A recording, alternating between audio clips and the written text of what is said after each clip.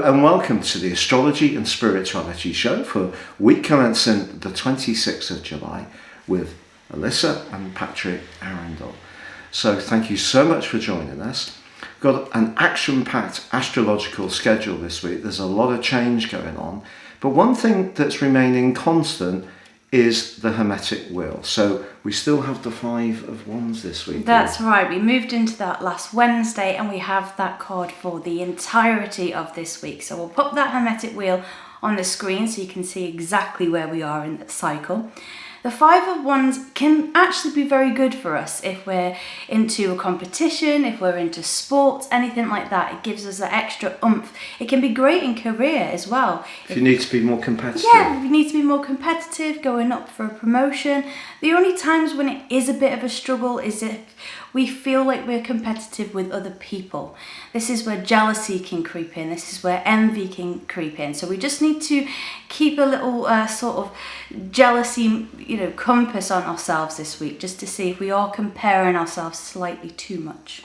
Right, that's interesting, because that's one of the things that perhaps we all get into at times, thinking that everybody else has got an easier time of it than with us. Social media in particular. Yeah, I think really reinforces that, and it's a very difficult one to avoid. And I've fallen into that many times myself, because obviously, if one of the things with Facebook, for example, is it's very pictorial. So it's lovely if you're on that lovely holiday on that lovely beach. But if you're stuck in a high-rise in a big city dealing with COVID and a couple of kids and you're on your own, well, what's that going to do to reinforce your sense of self? Mm-hmm. So, it's not easy to deal with those signals that we're all being stimulated with all the time in terms of different information. So the Five of Wands means that we have to stand up and fight for something we believe in then. Yeah, and it also means that, yes, there could be petty conflicts this week, but we can overcome them. We've just got to keep bringing it back to ourselves. All we can do is take responsibility for ourselves. We can't control other people. So we can feel frustrated, but it's down to us what we do with that frustration. Oh, I think that's brilliant. Now, of course, this week is mightily busy, because we have, right from the start of the week, we still have the energy, the fallout from last week's full moon in the sign of Aquarius. But really, although the moon in Aquarius is very much about the collective, and the sun in Leo is very much about us expressing our individual talents and flair or desires, or doing what's good for us, for ourselves, just getting that balance is important. But there was a semi-sextile to Jupiter, which is really nice.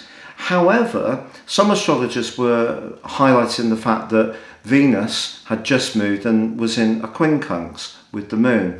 But I think the much more powerful aspect from the full moon was actually Mars and Pluto being in quincunx. So if there has been some tension in our situations, it might not be quite so much to do with that full moon as we think. It may be to do with the fact that trying to balance desire, which is Mars, with those deeper needs. And some of the strands that Elisa was talking about, things like jealousy, control, manipulation, the dark stuff, that's very much the bag of Pluto. So that kind of stuff might be emanating as we come into this new week.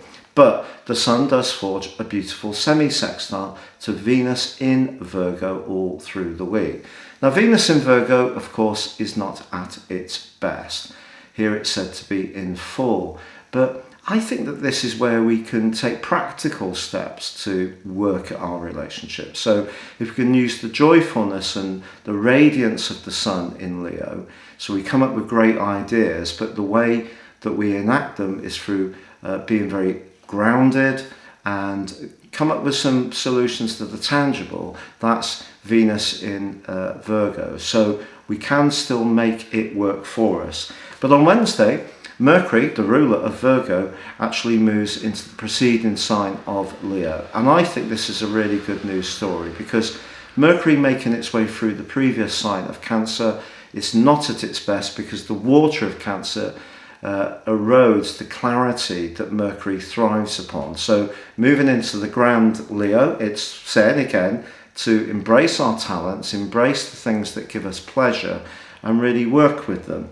But on the same day, Jupiter reverses back into the sign of Aquarius. Now this is fascinating. Jupiter is the planet of travel, of international borders, of expansion, and Aquarius is the sign of humanity and the group. So this is going to be interesting. I think it's possible through to around about the 10th of September that there may be quite a few extra restrictions that do need to be reapplied, because the desire of Jupiter, especially for its rulership as Sagittarius, is to be very free-spirited. But because Aquarius energy is very much about mixing and mingling and associating with others and networking, I think it is entirely possible that we could see some needs to just contain our need to be free spirits a little bit, even if we do find that difficult at times. Now on Thursday, Mars bustles its way into the sign of Virgo. Now Mars in Virgo is brilliant if we want to take more care of ourselves, because Virgo essentially is about purity, and so brilliant for any idea we have to research the nutrients we're taking in, cook stuff from scratch, perhaps be more physically active. But of course the precision of Virgo together with the drive of Mars can see us very motivated like that. But of course Mars is very much about what we want for ourselves, the individual, whereas Virgo can be more about sacrifice. So again, if we can be attuned to helping others along with Venus in Virgo, that can be a good thing to do. But Saturday sees a quarter moon in Taurus, and we could get the desire to splurge. But splurging can be quite fun at times, can't it? Especially if we have got a bit of spare cash, or if it's just having a calorific goodie, or having a nice evening in, watching a film and just treating ourselves. That can be a nice thing to do. But the 5th second house quarter moon also suggests that someone close to us may buzz us for some kind of financial support. And if this has become a habit, this would be a good point to remind them that they need to take more responsibility for their financial affairs. Now, as the week draws to a close, Mercury has advanced in the sign of Leo and comes into a conjunction on Sunday. And in fact, by the following Monday, the 2nd of August, it's known as being in Cazimi. So in other words, Mercury will be sat right at the heart of the Sun. So if you're due to have a baby and it's born on the 2nd of August, it's likely to have a touch of genius about it, I would say. But as we come to the end of this week, we can use the two together to demonstrate quick wits, flair and talent. But Venus is also forging a beautiful trine to Uranus as the week closes. So that could lead to some unexpected spark, particularly romantically. So if you're single, the energy of Mercury and the Sun together can give us a bit more confidence, but the earthiness of Uranus and Venus suggests if we do something different and novel, whether it's with our resources or around our, agreeing to go out on a date, even if it's completely spontaneous, that could be quite exciting. What's not to like? Well, it's just that the Sun and Mercury are faced broadly by Saturn. And Saturn, of course, is the planet of time. It's the planet of discipline, the planet of structure. It is the co-ruler of the sign of Aquarius and the sole ruler of the sign of Capricorn. But that is opposite the Sun and Mercury as we come to the end of this week. So it is going to be important that any ideas we're envisioning are well thought through and we're aware of the impact, again, a bit like the full moon, on how what we want to achieve as individuals plays out as far as others are concerned. So it's a very big week astrologically, so I'm sorry if that's quite a lot of information to take in, but the joy of the Sun being in the sign of Leo is definitely boosted by Venus and also Mercury. We just need to be conscious of that Saturnian energy coming in as the week draws to a close. Now, in terms of the modality for this week, what cards have you thought to choose this week? Well, circling back to, I suppose, the beginning of our video when we talked about the Five of Wands, a lot of these clashes can happen because of miscommunication. And so I thought that we'd work with the angel of communication this week, Archangel Gabriel. So that's lovely and a very astute point. Just to give us a little bit of and maybe angelic guidance for the week in some ways. Because often we have a story running in our heads, and sometimes it can be a mini series, sometimes it can be a blockbuster movie that's going through. It's in the 7th or 10th reincarnation of that particular theme. Yeah. If we feel that someone has really pressed our buttons over a long period of time. But if we really think about when people don't get on, often there's a very small amount of proper communication. And when that germ, the genesis of when the problem occurred, going right back, that's when each person or each group of people involved in that viewpoint have taken on a perception of what a situation is. But actually the reality can be enormously different. So challenging our own stories, our own beliefs of how something is, our own sense of injustice can be really difficult, because again, if we have the pantomime villain in our life that we always want to paint as being the big bad person, that's a very convenient thing to do, isn't it? And unfortunately, that can become quite entrenched. So I think what you're saying there is absolutely fantastic. It can be based purely on very poor communication, or the fact that maybe one person has much more insight than another person of that situation at a given time.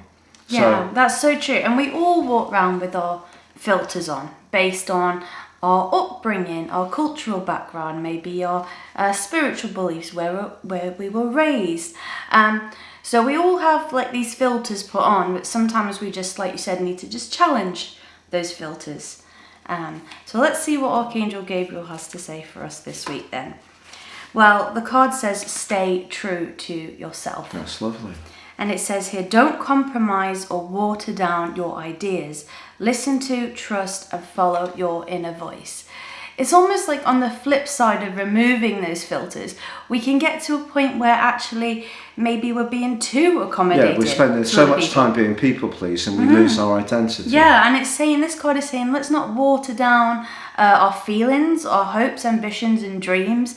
Let's be true to what they are. And we may butt heads with people along the way, but come what may, we have to do what makes us happy and follow that path. But it can be very lonely being very true to yourself. We've got a situation in the United Kingdom, and obviously I'll probably get a series of dislikes for this, where an MP stood up in Parliament this week and gave some practical examples of the Prime Minister of Great Britain lying or setting pledges that never have happened. And it goes right back with him years, basically, to when he was a columnist, and using poetic license, if you like. But we're talking about people's lives with COVID, with Brexit, all the things that this guy has said would happen and haven't happened, and she stood up and held him to account. And actually it's her that's been disparaged. It was her that was removed from a democratic chamber for expressing the truth. So that particular person, in my opinion, requires a lot of acclaim because of the courage that she had to push back against, it's very difficult, he's doing his best, and no one could have done any better. It's plainly ludicrous if you've ever run a business, because whether you run a business for yourself or you employ 10 people, 100 people, 1,000 people, you'll know that good planning and accountability are a massive part of running that business well. And those qualities have been incredibly missing. So it's not always easy to go against the popular flow. And we see that a lot, I feel. And in a democratic society, we should be able to question things, to hold people to account, whether we agree with it or not. Or within families. Because again, we can get in families one or two very dominant players who may not actually be as noble, truthful and decent as people think, but they hold the power. So if you're someone who speaks out against that and you get blackballed for years with absolutely no understanding of the impact that has on the person who's excluded physical or mental well-being, it's absolutely disgusting, to be honest. Yeah. So this does happen a lot. So speaking your truth takes enormous courage. Incredible bravery. It's not as easy Not an as easy just thing to saying do. the sentence. No. But I think ultimately it helps us live in our own power if we do that, more than just give a watered down version of who we are and what we believe in. Hear, hear. Well, that's lovely. Now, in terms of the word for the week, there was a word that was suggested 2 weeks ago that we didn't go for last week because we thought it was a bit similar to anxiety and we wanted a bit of a gear shift, which is why we shared the keyword kindness. And thank you so much for all the comments that you've shared and the experiences that you've shared around the concept of kindness. There's one lady who wrote in who I think works in technology, potentially in a call centre, and I think she works, from what she was explaining, either in the subcontinent or Southeast Asia or perhaps in Africa, and she was saying how much abuse that she gets, which is absolutely terrible. So we salute you for sharing that story, and you shared it with real dignity. You're an absolutely brilliant person. Now, the key word we are going to choose this week, however, is grief. So this was suggested 2 weeks ago. So my little thing on grief is that I feel that people should be allowed to grieve at the pace they wish. And it's quite a controversial thing because certainly in Britain anyway, because I can't speak for America, you get platitudes like, oh, get over it, pull your socks up, get on with it. Oh, well, they had a good life, or it was a happy release. Oh, well, they're not suffering anymore. None of this means anything if you're the one missing that person still. And I think my particular experience of grief is that everyone does grieve or can grieve in a different way. So some people do have a robustness to get over things quickly. I think it's easier to get over good relationships than it is difficult ones. To some degree, not always perhaps, but can be, because you don't have all the complications of why it wasn't working out very well. But for me, it's people should be allowed to grieve at the pace they want. Any insights from yourself? I think grief is something that we are all going to experience because loss of all kinds is just so inevitable. It's 100% guaranteed that every one of us is going to exit the planet one day. And that's quite difficult to take in because we don't think about it on a day-to-day basis, nor should we, because that would completely stop us from living in the moment and well, being some present. people might. Well, yes. And some people do really worry about death. Some people do, but like if it's your waking thought from the minute you wake up to the minute you go. Well, that's a profound sense of anticipatory anxiety. Yeah. And so it's a very difficult thing to get our heads around, the fact that grief is inevitable and loss is inevitable, but that doesn't make it any easier. No. I think that's the thing to also remember, that even though we can anticipate something happening, the way that we actually feel things and deal with things at the time can be, we can't prepare for those things. And so it's like you saying, there's no, we shouldn't put a time limit on grief. Yeah, when I was a kid in Swindon, my dad died when I was about 8. And for me, it was very traumatic because I saw him, being very, very ill for about 2 years before that. And I could see in his face, I think because I was obviously quite a hypersensitive person, I could see in his face his frustration and almost shame that he was ill and, as he saw it, letting his family down. And he also went through a lot of suffering, and then we went through a lot of poverty from that event as well. But in my family, I didn't go to the funeral, but I don't blame my family for that, because I think in those days the idea was that you would protect children from the kind of reality, the harshness of the funeral. But actually now I think we're much more aware that people do need to grieve, and that's actually a very natural thing to do, even children. So don't blame them for that, because that was something that was the norm perhaps at that time. But it certainly wasn't something I was ever allowed to talk about, because other people around me didn't want to talk about his exit. They just didn't. So, I was literally told to shut up if I ever asked about my dad. So just shut up, So I'm very sensitive to people's right to grieve, to be honest.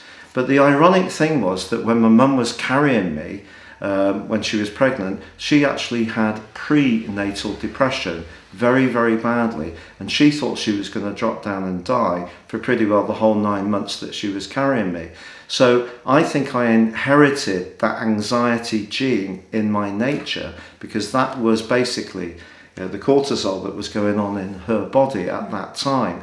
So that sensitivity around anxiety, grieving, loss, death, these are all things that I feel I'm very steeped in. And then you lost your grandparents, who you absolutely adored, and then you lost your dad 2 years ago.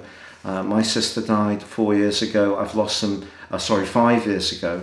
I've lost some very, very close friends as well. So we've been exposed to this quite a bit, and I feel quite passionately that people should be allowed to grieve at their own pace. And it can creep up on us at just seemingly, bizarre times, really. I think when you're first going through the motions of grief, it can, I remember going for a coffee and then just bursting out crying because I just couldn't contain the grief. But if you're not allowed to grieve, another thing that can happen is rage. And that rage can be bottled up and come out over many, many years. So I think particularly with men who are not allowed to have feelings, because you've got to be a big tough guy, all these kind of characterizations that are built into people when they're very, very young. So a lot of mental health issues and suicide is to men. It's not exclusive to men, of course it's not. But I think women generally have a much greater simpatico to one another. Not always, but usually. And the ability to talk about feelings without being judged, held up as being weak. But grief isn't just, not just, grief can be not when somebody has passed, for example. Grief could be the loss of a friendship or the loss of a relationship. Very, very right. And that in some ways is brings its own tricky things with it, because that person hasn't passed away. Maybe the friendship is just ended. If you have children, it could be the loss of your freedom and independence. Yeah. If you lose a job, the loss of your career. Yeah. So, all of these losses take something away from us. They also teach us something, but it's very difficult to see those gifts that being taught in that moment, even years later, because I still have massive grief about my grandparents passing, and that was like 9 years ago, and I still can't believe it's so long. And then, on a lovely sunny day like this, I'll think of my gran, because we had lovely, holidays in the sun. So it's things, losing pets, or losing babies.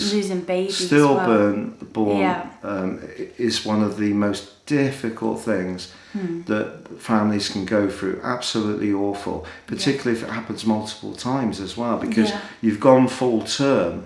We know that there is quite a high degree of loss when people start to get pregnant. I'm not sure of the percentage, but it's not uncommon. So that's why people generally don't talk about being pregnant until they're well past the 13, 14 week period, because they don't want to tempt fate.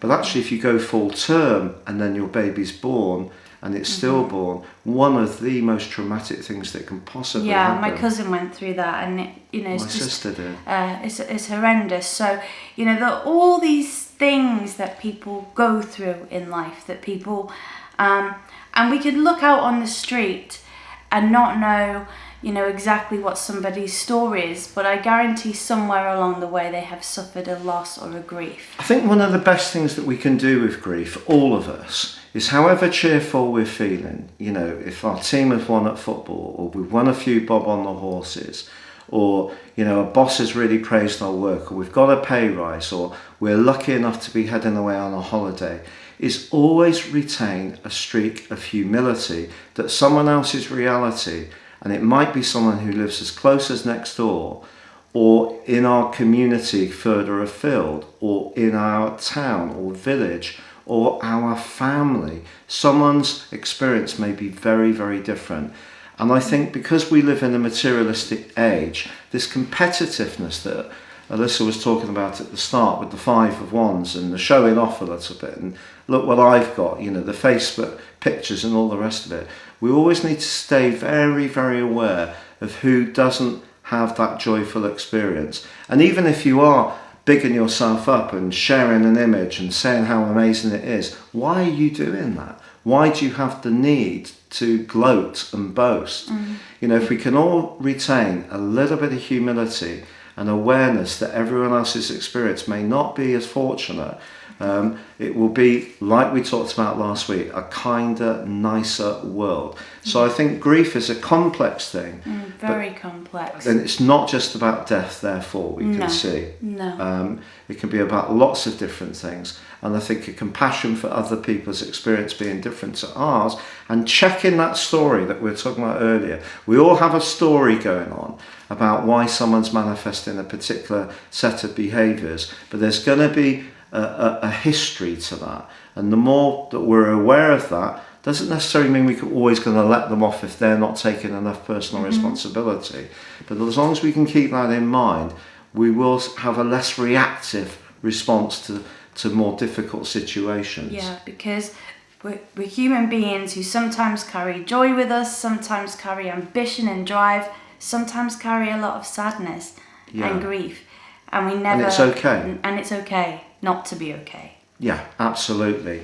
Now, of course, each week we have the birthday winner. And if you'd like your birthday analysed for week commencing the 2nd of August through to the 8th of August, so if your birthday's across any of those days, please just write to me direct or share your information on YouTube.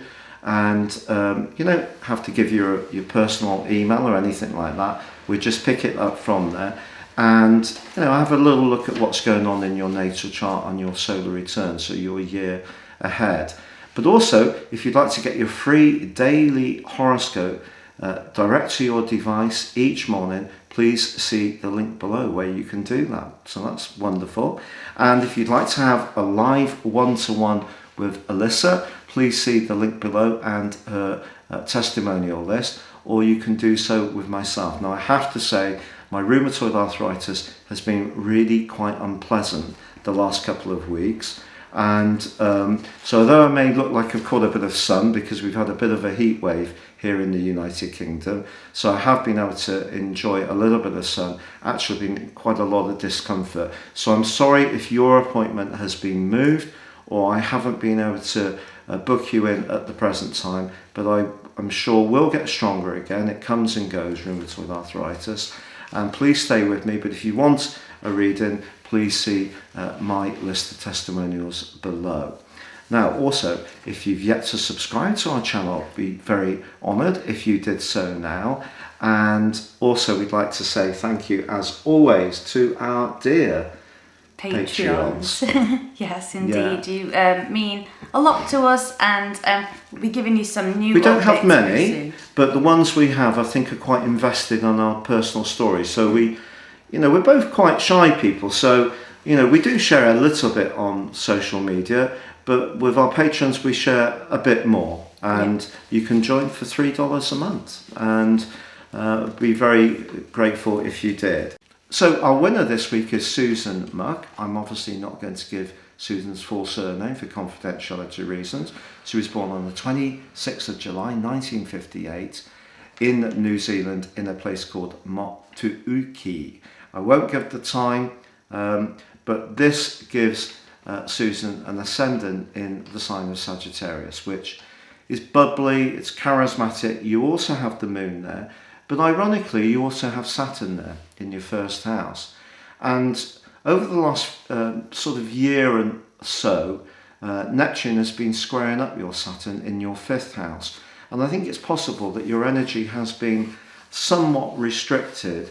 And I certainly think across 2019 and 20 that your financial situation may have changed, been more difficult. not quite as good as you would like.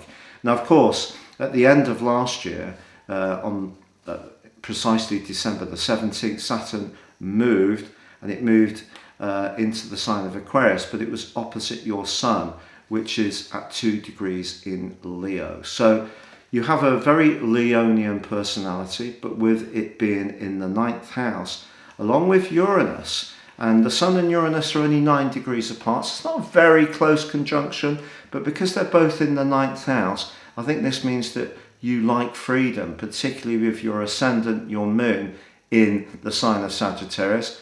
But the kind of counterintuitive influence is Saturn, which of course is more restrictive and limiting.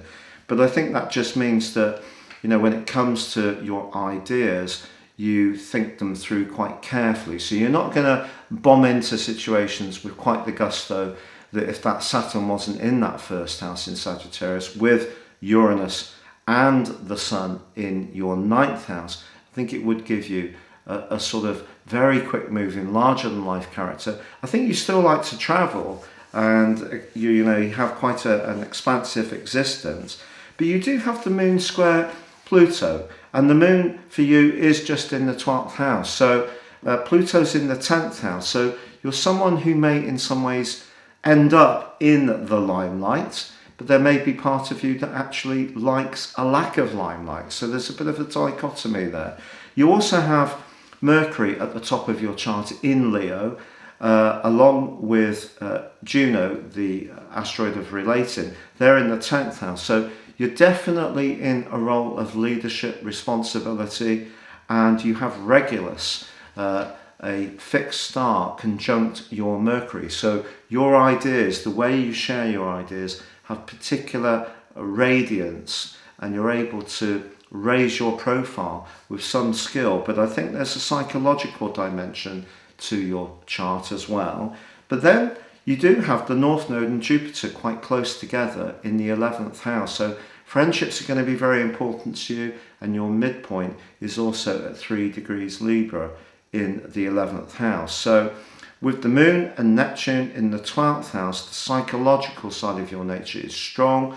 You can be someone who comes across as larger than life, very charismatic, very good at getting on with lots of people. But there's another part of you that can be much more private, I feel.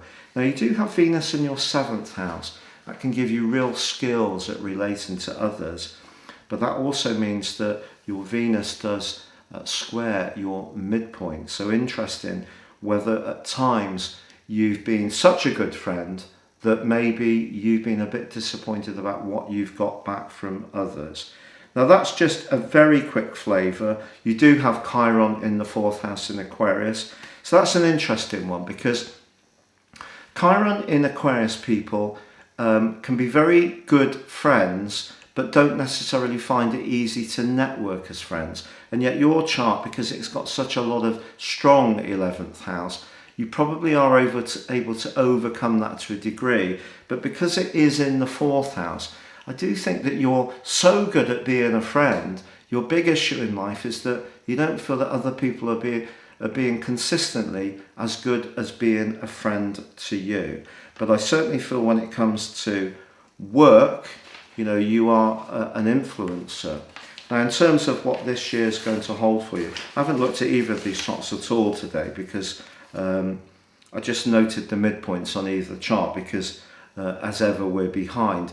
Now, the midpoint on your solar return is in Taurus at 10 degrees, and your ascendant is in Aquarius, and you also have the moon, but the moon is quite close to Saturn in the 12th house. So I think with the move in Saturn in the sky really impacting what's going on for you at the moment, I think essentially you've got caught up in the full moon that we've just had. So the moon position very close to Saturn in the 12th house, but that Aquarius energy still very much to the fore, and you do have Mars right on your 7th house cusp. So I think if there is a weakness around a key relationship in your life, Mars is going to ask you to do that 5 of Wands thing, to be a bit more robust in the way you respond to things, so that you're marking out your needs to situations. So Just a very, very quick take for you, Susan, but you do have Jupiter in your first house on this solar return. So following your heart, a bit what the Archangel Gabriel card was saying, following your truth is going to be important, but having Pluto, Saturn and the Moon in your 12th house suggests there's some psychological stuff to negotiate, and with Mars on that 7th house, I think if someone is really letting you down in a relationship, you're going to be a bit more fierce about it in representing your needs, and if so, good for you. So, where does that leave us? What have we not covered, Mrs. A? I think we've covered everything that we set out to, Mr. So, we've had the Hermetic Wheel, we've had the winner of the birthday solar and natal return, we've had the astrology, we've had the modality, we've had the word of the week, we've talked about grief to some great degree. So I think that's pretty well it. Yeah, so please leave us your views in the comments below about anything that we've discussed in this video. Yes, we really appreciate them. Get back to you. We read every single and answer comment, every single one. And answer every single comment. So it does mean a lot to us, your engagement. Definitely. Please stay safe and take care. Thank you so much for joining us. And from the A team, it is goodbye from him. And it's goodbye from me. Goodbye.